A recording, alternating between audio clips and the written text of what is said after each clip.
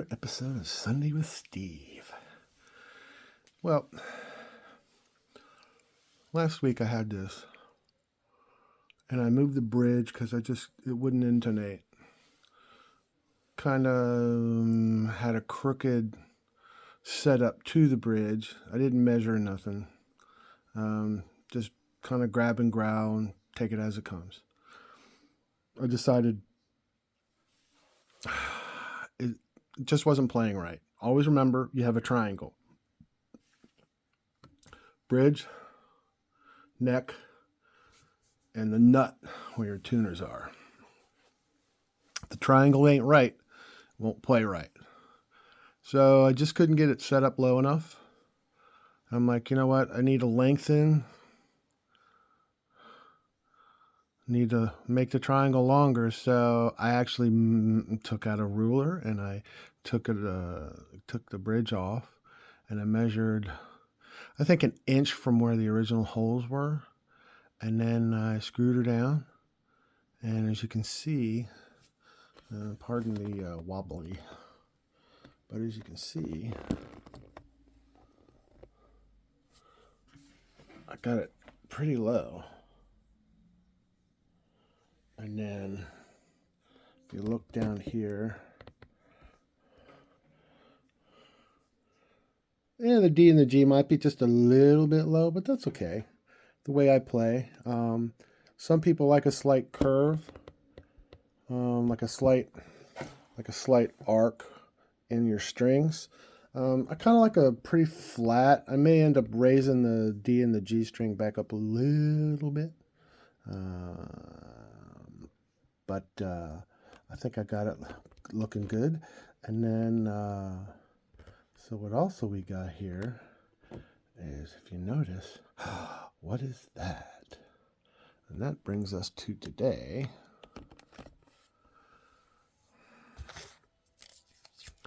I came across this by accident when I was at the local hardware store.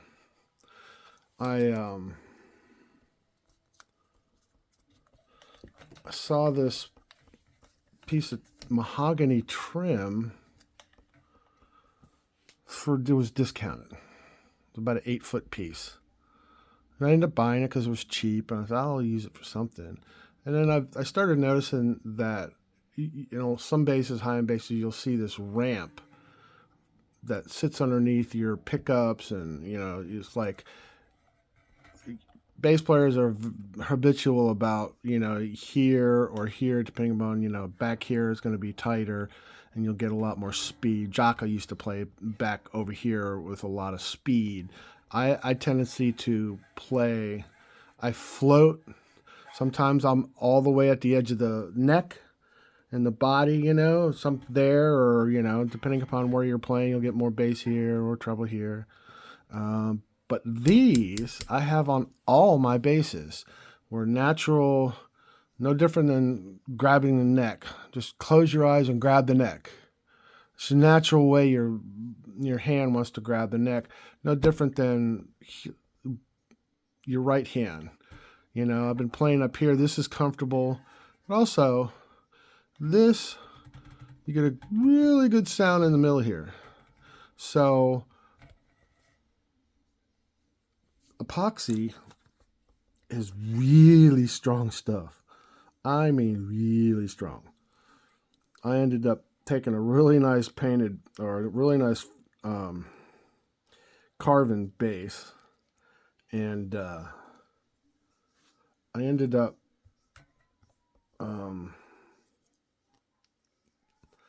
kind of screwing the paint job up when I wanted to take when I wanted to reposition the my thumb guard, or whatever you want to call this thing I'm putting on here, thumb guard.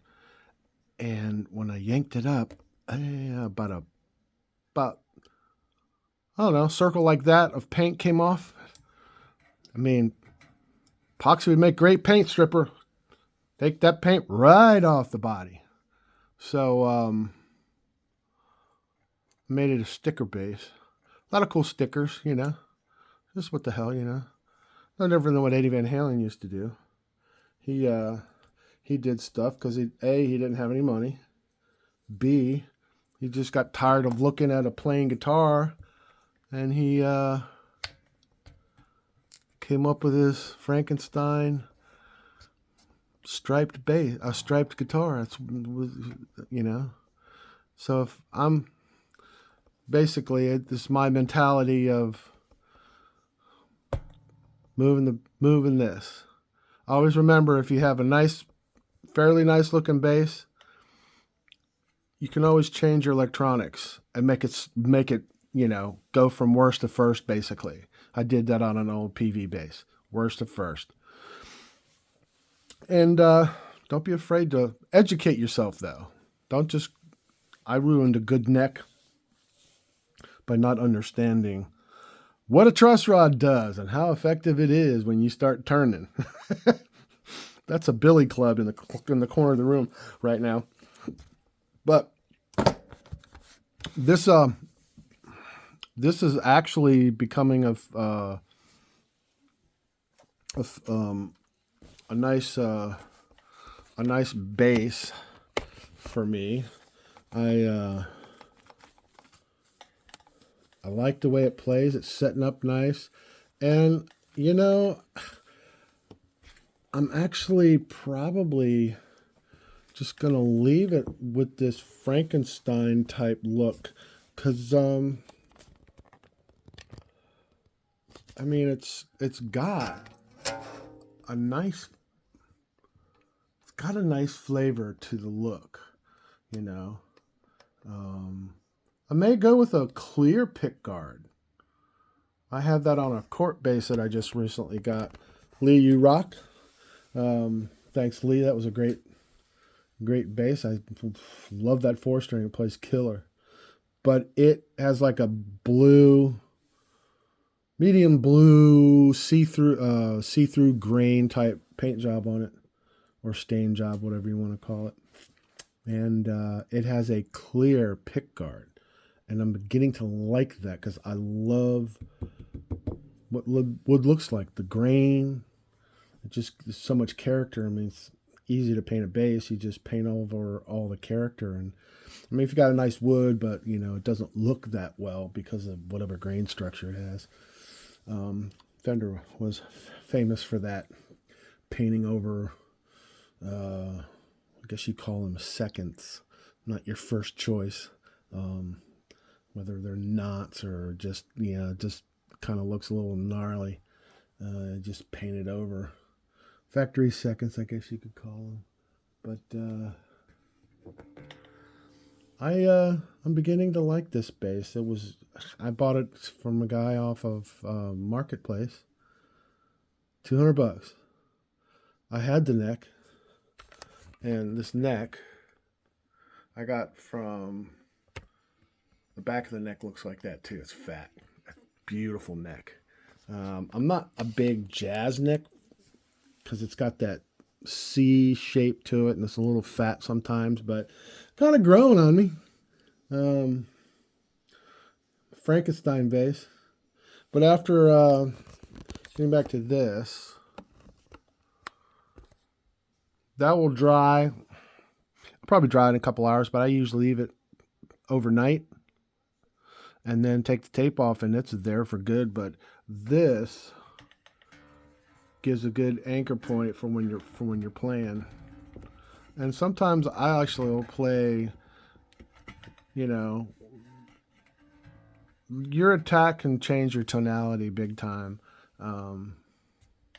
But this, I like this because you can always, if you're playing up here, you can always have a place to rest your thumb against the string, or, you just have it like this. But I'm gonna see about doing this every week. Sunday with Steve. My warrior bass.